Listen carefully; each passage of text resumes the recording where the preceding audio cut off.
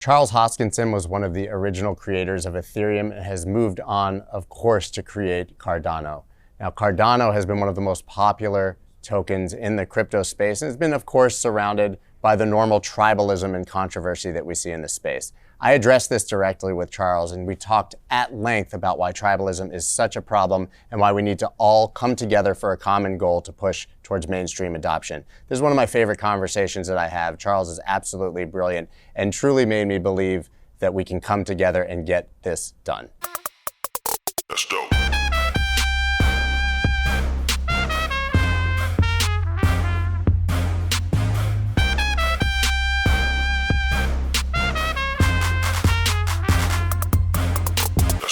So Charles, this is the first time that I've ever had to start an interview with an apology. But on my show one time, David Hoffman came on and called Cardano a scam, which I sort of shrugged off and continued on, but it obviously went viral. And to be clear, I do not feel that way. And actually, I believe it's massively damaging in this space that people call anyone a scam or a scammer when it's not the case. So I do apologize that happened, and I obviously don't believe in censoring people. But I'm curious why you think in this space there is that level of outright tribalism, competition, general hate. It's my feeling that we're small enough that everybody should be working together. Yeah. Well, it's an interesting space. It's almost like being in politics. You know, we focus so much on technology and science, and we've built this incredible community. There's 3.5 million people in the Cardano ecosystem now, and we had a community event the day we came here. 1,200 people showed up for it. Some people came from Australia and Singapore, and the level of passion and enthusiasm was just overwhelming. So I think it works probably on both sides, that if you can't have one side without the other. So if you have a lot of people that really love what you do and what you build and the things you think about, you'll have a lot of people, for some reason, they go beyond dislike and they go into active hate or name calling or accusations, and it's bizarre. And I always ask, well, what is a scam? You know, we wrote 140 papers. We've been doing this as an ecosystem for over 6 years. We've delivered Byron and Shelley and Alonzo, and you might disagree with what we do. You might think what we do is not commercializable or it's the wrong strategy, but where exactly is the scam? Explain that to me. And they never do. They never can, at least in a reasonable way. You know, and there's some tribalism around doctrine, like there's proof of work versus proof of stake.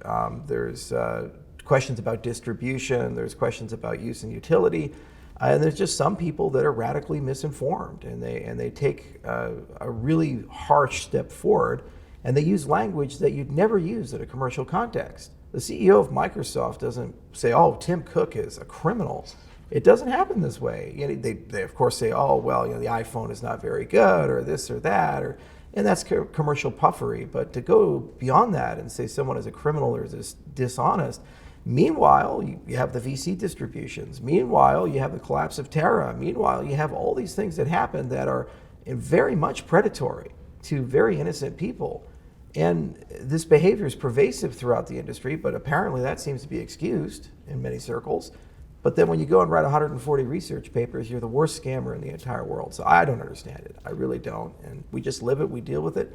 And you can't let it bother you. You have to move on. It's very hard not to let it bother you, because obviously negativity just is amplified, I think, in the human mind. Do you ever experience that in person, or is it really just anonymous behind a screen trolling? I mean, some of the people obviously are not anonymous. Oh, I've seen it in person. I was at conferences years ago, and people would say, "Sit at another table, you fucking scammer," and you know, things like that. And I've had toilet paper thrown at me when I was at the Bitcoin conference last year in 2021. You know, you certainly see it, but on the other hand, you see a lot of love too. You know, people give me gifts from all over the world. People have tattooed our logo on their body. So again, you get a mixed bag in these types of things. And maybe it's because the stakes are so high. Because the reality is, if crypto works, you're literally changing everything in the world. It's a deeply political system. You're changing voting and supply chains and how money works, and ultimately fundamental concepts like your rights and your identity, these types of things.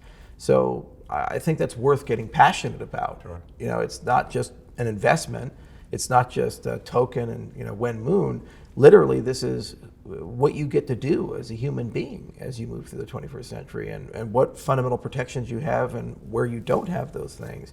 So winners or losers matter a lot more than whether the iPhone wins or the Samsung Galaxy wins or these types of things. I mean, it's always been my take that we're going to live in a multi-chain world. There probably won't be one singular winner that does everything, especially if we're trying to scale to billions of people. So again, to me, it just maybe all of these chains succeeding and really solving interoperability would be a move forward that would be huge for everybody. I mean, it's like, when do we ever have one of anything? One religion, one language, one culture, one country. It's like, it's never happened. You don't have one of anything. It's this concept of one chain to rule them all. You can't, because there are design trade-offs. There's different people in control. There's different philosophies about control. There's different scale. And some things are very well suited to different monetary policies. So some, for example, like Bitcoin and Cardano, they have deflationary monetary policies, fixed price, fixed supply, excuse me. Others, they have inflationary monetary policies, persistent linear inflation, demurrage in some cases. And so if you have different monetary policies, different designers, different design purposes, and they cover different demands, it's absurd to say that somehow, despite all of that, it's all going to just collapse down into one chain. Usually they say it's Bitcoin. That's the Team Orange, and everything else is a shitcoin. So no, it's got to be multi-chain. So what matters more is the connecting tissue, the standards for interoperability. So how do you move users and value and state and information between the chains? Because that is what's going to allow us to consumerize and get billions of users into the system. And it's also what's going to allow us to eventually connect to the legacy banking system. They're upgrading everything. It's called open banking. You'll see standards like ISO 222 and so forth. So they're trying very hard to create a better communication infrastructure for the world banking system. Where's our ISO 222 for our industry? And the solution isn't go, buy Chainlink. I mean, it's a token. You can't have that. You can't have one team financially win if a standard is adopted. That's not how standards work. You need different technology. So I think that's where the industry needs to go. And unfortunately, the tribalism does tend to hurt that. It prevents people from talking to each other, or creates unnecessarily latency. For some reason, I don't understand why Gemini hasn't listed ADA. I don't know. Everybody else has. I think there's more than 200 exchanges. They listed, I think, Terra before, they listed ADA. They've been always friendly to me. I talk to them. They list dog coins. I know, and so maybe that's tribalism. There's somebody who's a Bitcoin maximalist or an ETH maximalist, who knows?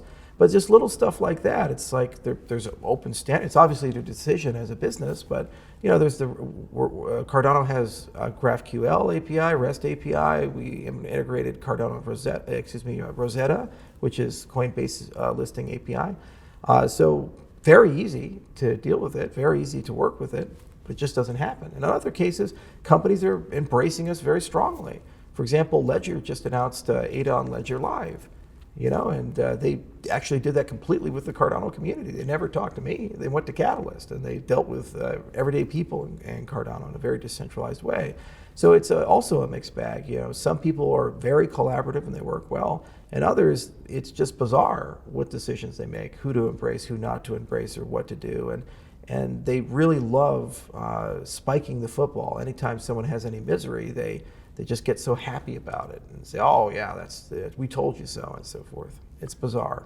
I'm a huge football fan, and I always liken that to Leon Lett celebrating before he went into the end zone, and the guy knocking the ball out of his hand and spiking the ball too early. Because inevitably, when you do that touchdown dance, as you sort of just mentioned, right, it comes back around, and eventually it's going to be your project or your community that has some sort of incident or failure. Yeah, if you have an up day, there will be a down day.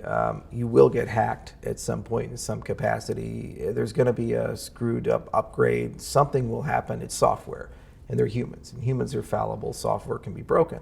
Now, there are things you can do to mitigate and manage risk and prevent them from becoming cascading, and there are things you can do to try to prevent risk. But at the end of the day, there's always going to be some risk, regardless of how much preparation that you do. So there's good fun. Every now and then you kind of rib people a bit, and spiking the ball usually is in that mindset. But then there's just downright malicious and mean things. For example, with the Lummis bill, there were a lot of Bitcoin maximalists who reached out, like I think Jimmy Sung was one, but there were others to that office and said, oh, you need to make everything that's proof of stake a security and ban it. Why? Why would you devastate the industry like this? First off, half of all crypto value is in proof of stake systems now. Less than half is in proof of work systems. So you're just going to cleave off half the space and put it into a really weird regulatory space that no one knows how to comply with, just because Team Orange can't compete fairly? This is bizarre when you see this type of behavior. But they're actively doing this. They're actively saying this and advocating this. And that's harmful for the industry as a whole. And it has to stop. Just because you can't win fair doesn't mean you get to go to the government and try to get them to win for you. That's the whole reason we created cryptocurrencies as an industry, because we were pretty tired of the banking industry doing that to us. We were pretty tired of too big to fail. We were pretty tired of regulatory arbitrage, of corruption and nepotism. And the fact that these same patterns are now being amplified and repeated in our own industry is pretty sad. Yeah, the underlying consensus mechanism has nothing to do with what's being built on top of it. And you can't saying the framework makes something a security is absurd. It's an agnostic technology, and maybe some people are creating securities on top of it. Exactly. And they change too. Like Ethereum's going from proof of work to proof of stake. So you carve out a legislative exemption for Ethereum. So does that mean regardless of what Ethereum does and what they change to, they're always a commodity? Does that make any sense? It's like, what if they decide that the Vitalik is just going to control the entire ledger tomorrow, and they fork to that? Well, obviously, it's not going to happen, but it just gives you a thought experiment of why would you give a legislative pass to, regardless of a property or a test? I've been a big advocate for things like a decentralization index. I've been a big advocate for things like a consumer bill of rights or these types of things, because those are philosophical and foundational, and in many cases you can use them as the basis for enforcement and measurement. So the case of like sufficiently decentralized, well, what does that mean? We have this notion, but it's like the definition of obscenity. So the Amish in Pennsylvania are going to have a very different definition than Pride in San Francisco. I mean, this is where we're at, and yet it's the same notion, obscenity. So analogously, when you look at decentralization, there's over 10,000 crypto projects. So, what's your definition of decentralization? What's mine? What's Vitalik's? We're all going to have different notions. But in the absence of that, you can't make policy. You can't say, well, that's the litmus test for moving from a security to a commodity. You have to provide some more clarity above and beyond that. So I'm hopeful that through the process we can get there. On our part, we're setting up a lab at University of Edinburgh and writing some papers, and we'll create an index, and we'll be able to actually measure for the first time ever a cryptocurrency and create a number. And more is better. The higher the number, the better, the more decentralized it is. But then you also have to have policy discussions of, well, what are the consequences of decentralization? What does it mean? You're not saying it gives you magical properties. What you're saying is that you tend to have less information asymmetries. You tend to have less systemic risk. You tend to have more resilience inside the system, these types of things. And that is probably pretty good from a regulatory viewpoint, from an individual viewpoint, meaning you don't go and point to a particular actor and say, you have a lot of responsibilities. On the other hand, commodities still have regulation. Of course.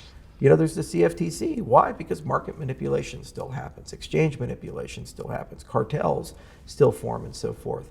So it doesn't mean you go from some or a lot of regulation to no. It just means you go from one type of regulation to another type of regulation because you're looking at different structures. So this is kind of where we're at, and hopefully the industry can get its head out of its own ass and kind of move to a different higher water and have a more philosophical conversation. What rights do people have? What is the definition of decentralization? How do we do algorithmic regulation?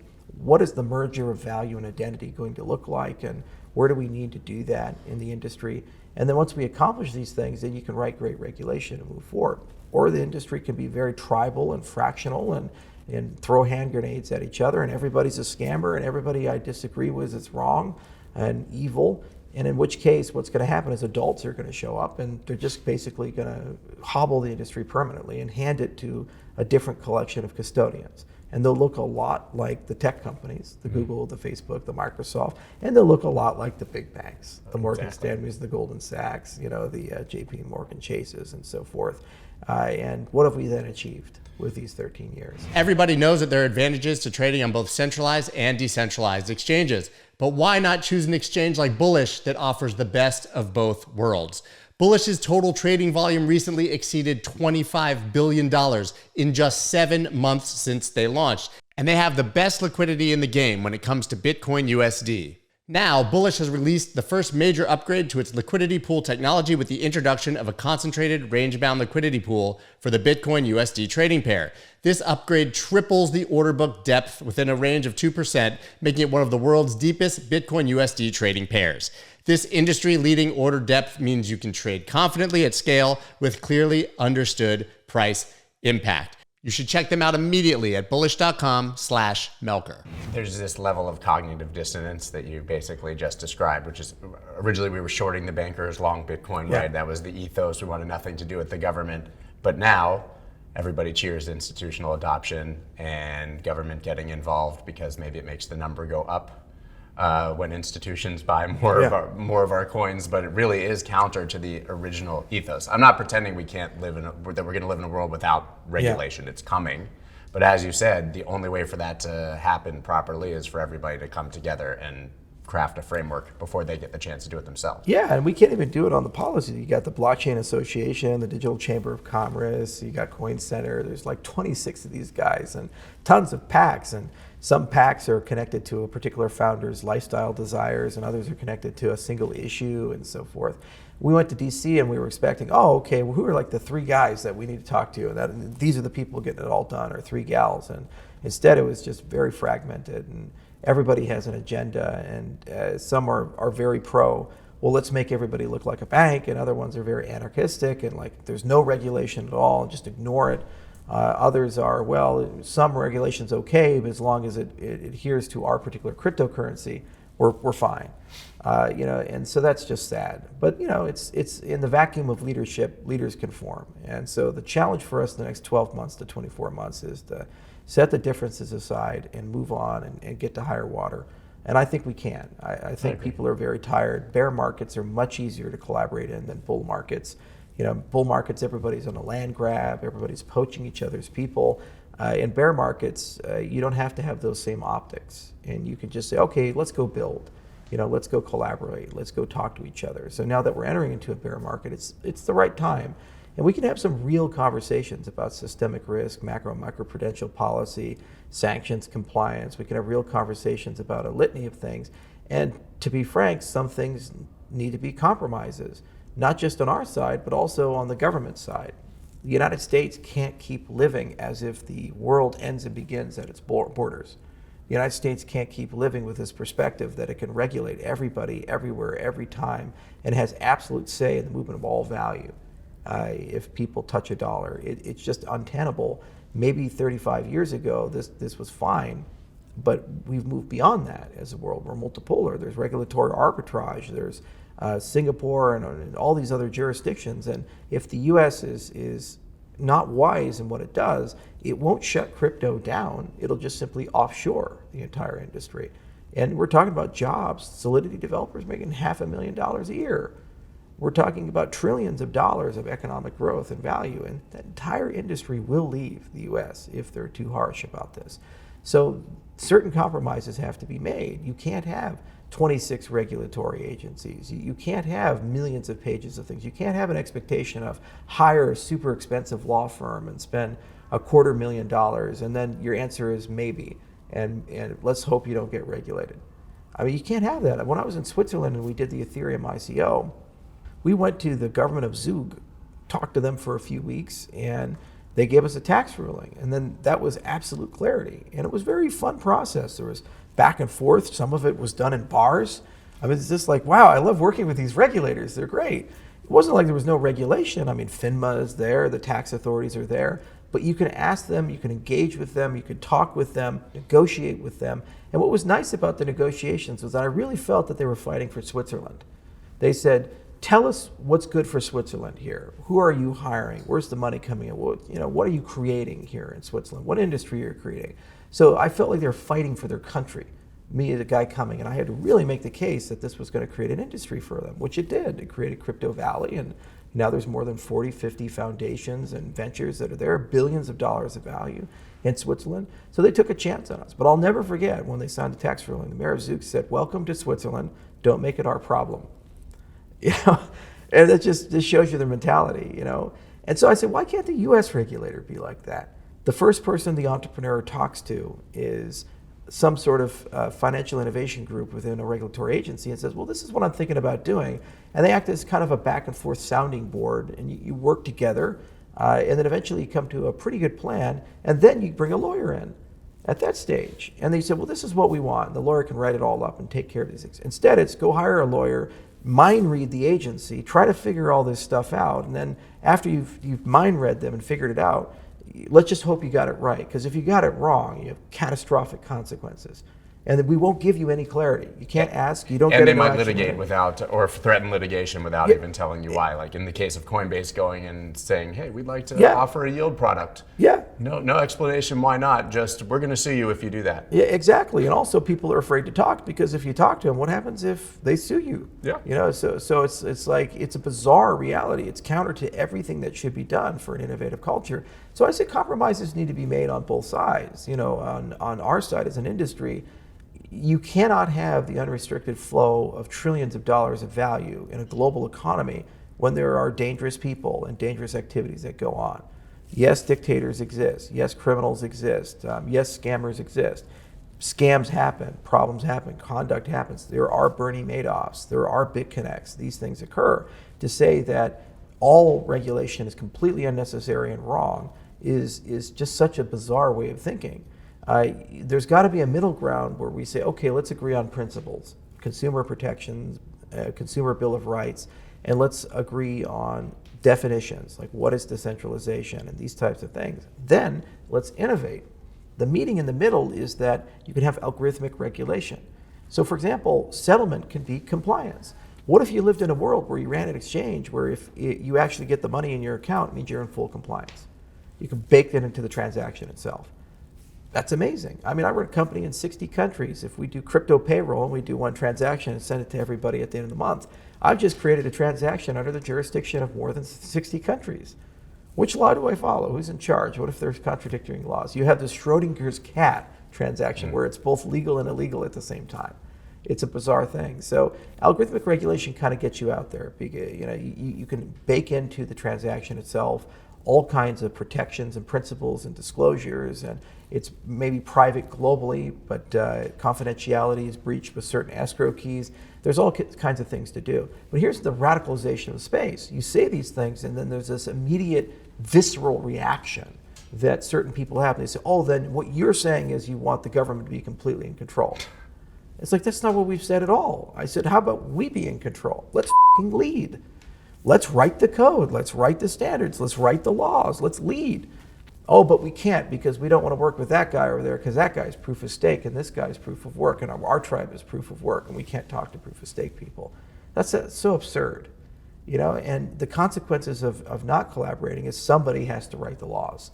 Somebody has to lead. And if it's not our industry, it's going to be the bureaucrats, and they've never done anything right. I mean, we have a baby food shortage, for God's sakes. You know, the one thing I've learned in life is if you want to create a shortage or screw up a market, put the government in control. Of course. You know, and that's where we're at. And so we have an opportunity, as I said, 12 to 24 months. There's the Biden executive order, there's the Lummis-Gillibrand bill, there's a lot of transnational discussions at IMF and BIS and FAT and so forth. And if we as an industry come together and we agree on some basic principles, they can get done. And if we as an industry come together, we build some foundational technology, we can have a renaissance where you have an ability as a small business to comply. It's very easy to do that. You have consumer protections, and ultimately we can get to the business of changing the world and making things better. So I guess the final question then is, how do we actually do that? Right. I think we all agree that we need to come together and do it. We obviously have Sam Bankman-Fried clearly out there talking to legislators and regulators on a very regular basis. But how do we get everyone to come together? It's great to talk about it, but how do we actually make that happen when we know that it's extremely tribal and divided now? I think you start on some basic principles that don't economically value one person over another. So we really do need a definition of decentralization. That should be something, regardless if you're Ethereum or Bitcoin or otherwise, you have the conversation. And so from our part, we'll create objective, neutral academic labs that kind of act as an aggregation point and try to encourage as many blockchain projects as possible to collaborate with those labs. So that's one. Standards are another component. So for example, smart contract standards for the verification of smart contracts, and these things, $10.5 billion of hacks last year. Maybe we should do a better job at securing smart contracts and protocol design and so forth. Again, that gets people talking to each other, and what's good for us is good for them. It's good for everybody inside the industry. So that basic trust and those basic relationships, I think, are really going to help. Then you also need to have an agreement that there are problems in the industry, and we have to be intellectually honest about those problems. Just yesterday, I saw a letter that 1,500 scientists signed that they sent to the Congress saying, just because it's innovative doesn't mean you shouldn't regulate it. 1,500, that's not a small group of scientists sending an open letter to Congress. So you see these types of things and you say to yourself, okay, we have to be intellectually honest about that, and then as an industry, we have to hold to higher standards. And hopefully here at Consensus, hopefully at a lot of trade events, people would be willing to come and collaborate, cooperate, and talk. The other thing is we have to be better at who we consume from and who we lift up. If there are leaders in this space that all they do is they say every single person who disagrees with me is evil and a criminal and you should never talk to them, why do we keep inviting these people to all these conferences and these things? I'm not saying you deplatform them, just why are we listening to them though? Why do they have status? Why do they have influence inside the space? I think more people care about certain books that are written and documentaries that are made or other things than they actually care about the technology and what it does. We should focus much more on the use and utility and much more on the people that the technology helps. Every day we wake up, we talk about concepts like RealFi in Africa. And we say, okay, there are 3 billion people that don't have bank accounts or not reliable access to them. There are 3 billion people who pay usurious interest rates. They can't get insurance. If people send money to them, 15% disappears right off the top for the remittance. Let's talk about how do we help those people. Let's talk about the products that are helping those people. Instead of complaining about things, lift people up, build things, and so forth. And then that gets people into a solutions mindset. And then it's not less of a question of how do you collaborate with people, it's who wants to help me with this solution, who wants to work with me on this solution. There's a lot of good people in this space that do amazing work. BitPesa is an example of a venture, and she's been working for almost 10 years on it. Really hard work going throughout Kenya and other jurisdictions, and had to deal with a lot. And hundreds of companies like that where there's honest, great people, and there's a lot of great technologists in this space. The Starkware people are great, and they're doing very interesting work. Zcash just did an amazing update that was years in the making. There's standardization groups for snarks. There's tons of consensus research that's happening across the board. And I like what Silvio does at Algorand. We may disagree on certain things, but that's okay. And so I think that's how you get people into a more collaborative mindset is anytime you're in an interview, say, don't focus on the top 3 you hate, focus on the top 3 things you like and the top 3 things you'd like to do and you'd like to accomplish. And then you're bringing people up, you're bringing people together and so forth. Some people will never do that and subscribe to it, but that's okay. Just stop listening to them. It's like The Simpsons. Just don't look. Just don't look, I love that. Perfect way to end it. I think we all have the same end goal in mind, so it would be nice if everybody would just, even if they disagree on the path, like you said, sort of agree that we're all looking to get to the same place and come together and make that happen. But I could listen to you for hours, but unfortunately we both have to continue. So thank you. Thank you so much. Thank you very much. Cheers. I really appreciate it. That's dope.